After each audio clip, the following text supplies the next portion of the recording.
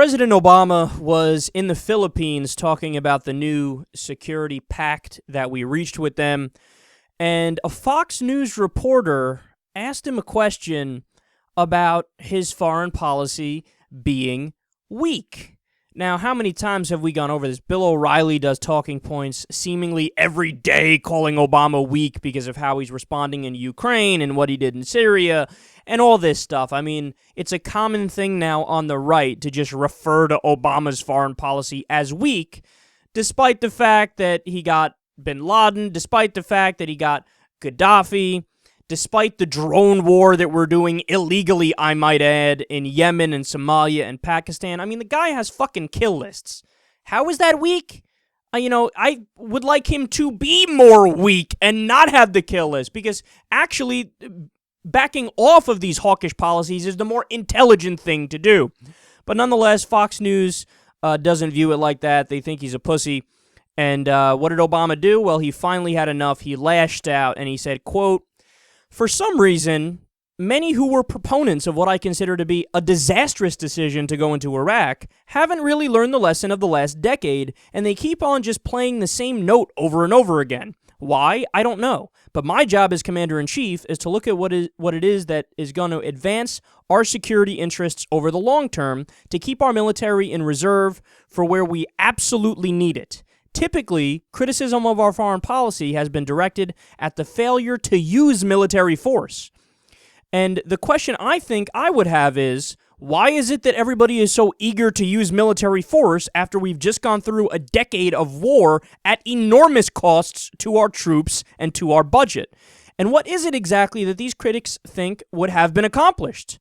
I would note that those who criticize our foreign policy with respect to Syria, they themselves say, no, we don't mean sending in troops. Okay, well, what do you mean? Well, you should be assisting the opposition. Well, we are already assisting the opposition. What else do you mean? Well, perhaps you should have taken a strike in Syria to get chemical weapons out of Syria. Well, it turns out we are getting chemical weapons out of Syria without having to initiate a strike. So what else are you talking about? And at that point, it kind of trails off. In Ukraine, what we've done is mobilize the international community. What else should we be doing? Well, we shouldn't be putting troops in, the critics will say. That's not what we mean. Well, okay, what are you saying? Well, we should be arming the Ukrainians more. Do people actually think that somehow sending the Ukraine additional arms could potentially deter the Russian army? Or are we more likely to deter them by applying the sort of international pressure and diplomatic pressure and economic pressure that we're applying? That may not always attract a lot of attention, and it doesn't make for a good argument on Sunday morning shows, but it avoids errors. You hit singles, you hit doubles. Every once in a while, we may be able to hit a home run, but we steadily advance the interests of the American people and our partnership with folks around the world. So finally, he fights back the dumbest of the dumbest arguments when it comes to his foreign policy. I think he should have been doing this all along. And look, the reality is, are there legitimate criticisms of Obama's foreign policy? Absolutely. But it's the criticisms I laid out before, that he is too hawkish. He tried to continue the war in Iraq, and then we ended up withdrawing on Bush's timetable. He tried to continue the war in Afghanistan, and he still is. There was a security deal, I love the Orwellian terms they use, that would keep us there for 11 more years. Obama's in favor of that. He just couldn't get Karzai to sign it. Only 17% of the American people are in favor of staying in Afghanistan. Why would we want to stay there? If Obama is anything, he's too hawkish. You know, the drone war, again, that violates international law and the Geneva Conventions and the Nuremberg tribunals, and we've killed American citizens without a trial. A crazy violation of the Constitution in like 4 different ways. If he's doing anything wrong, it is that he is too hawkish. We still have 900 military bases around the world. He's continuing American imperialism. But the idiots on the right are like, no, you're not being hard enough. Well, what do you mean? And he's pointing out that when you break it down, they don't have a fucking criticism of him. I mean, what's the criticism? What are you saying? Okay, we ended up not going in, bombing Syria or putting troops on the ground in Syria, but we got Assad to give up his chemical weapons anyway. That's the end goal that we wanted, and that's what we were trying to achieve if we would send in troops. So we got the end goal without having to send in troops or without having to bomb. Isn't that a win for everybody? Shouldn't everybody be happy about that? Or the situation in Ukraine. What do you want to do? Start World War III with Russia, tough guy? Is that what you want to do?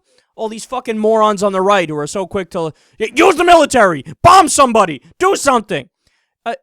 Can you imagine how quickly we would threaten security around the world and we would threaten World War III if these moron conservatives were calling the shots?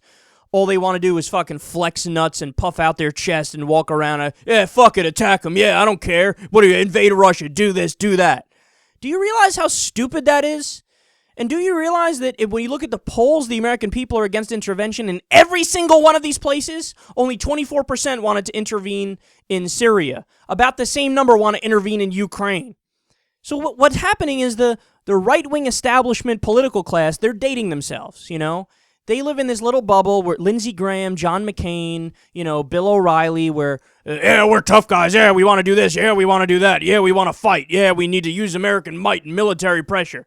Meanwhile, the rest of the country's like, all right, idiot, shut the fuck up. We don't agree with you. We don't agree with you. Oh, we should only be using American troops if we're in imminent danger of attack. Outside of that, butt the fuck out. Don't ask some poor fucking 18-year-old kid, 23-year-old kid from Tuscaloosa, Alabama, from a poor family to sacrifice his life for people he's never met and doesn't care about overseas for some abstract thing, okay? I mean, it's such a silly idea, and Obama laid out perfectly. He broke it down, whereas they don't have an argument. If you actually ask these guys who criticize him all the time on these issues, if you ask them, okay, what would you do? They can't answer. All they do is attack.